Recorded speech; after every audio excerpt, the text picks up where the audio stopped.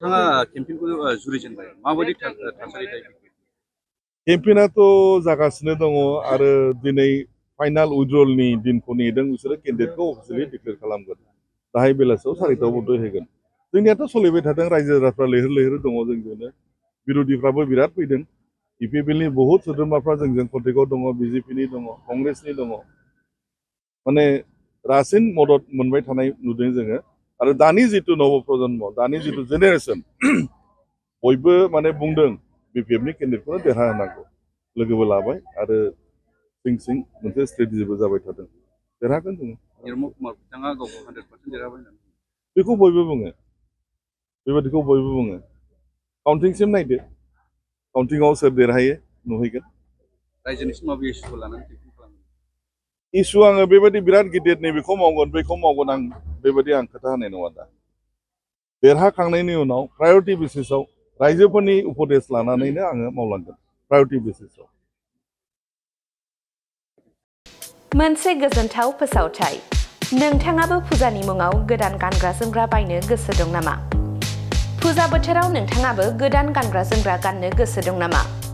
फुजा बोथोरनि मुङाव गोदान गानग्रा जोमग्रा बायनो गोसो गुदुं नोंथांमोननि थाखाय मोनसे गोजोनथाव रादाब।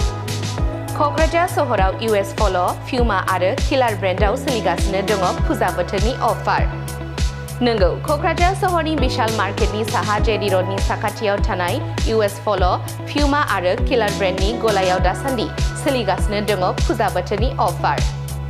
US पल', प्युमा आरो किलार ब्रेन्डनि हौवाफोरनि गानग्रा जोमग्रा जेरै लंपेन्ट, शार्ट, टि-शार्ट, जुथा, टपि बायदि बायदि गानग्रा जोमग्राफोरखौ बायोब्ला नोंथांमोनहा मोनगोन डिसकाउन्टजों लोगोसे अफार। बिब्दिब्ला नोंथांमोन गोबाव खालामालासे खनसे भिजिट खालामदो क'क्राझारनि US पल', प्युमा आरो किलार ब्रेन्डनि गलायाव।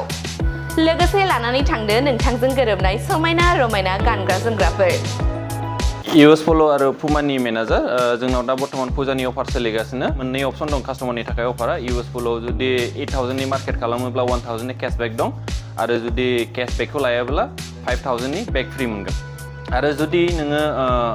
बिनि बारा लाबावोब्ला जुदि 10000 एबाब लायोबा 13000 नि लायोब्ला 2000 केशबेक दं आरो जुदि 17000 एबाब जुदि लायोब्ला ट्रलि बेग फ्रि मोनसे फ्रि दं आरो जोंनि बे US पल'आवहाय आरो लोगोसे जोंना बेजों लोगोसे पुमानि दङ पुमा शुसआव दं बर्थमान बाय 1 20% अफ बाय 2 25% अफ आरो लोगोसे एप्रेल्सआवबो दं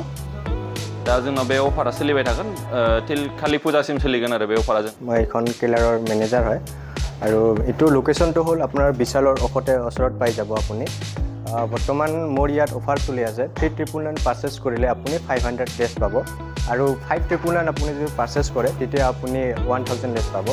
আৰু যদি 499 যদি আপুনি মানে পাৰচেজ কৰে তেতিয়া আপুনি 2000 লেছ পাব কাষ্টমাৰসকলক মই এইটো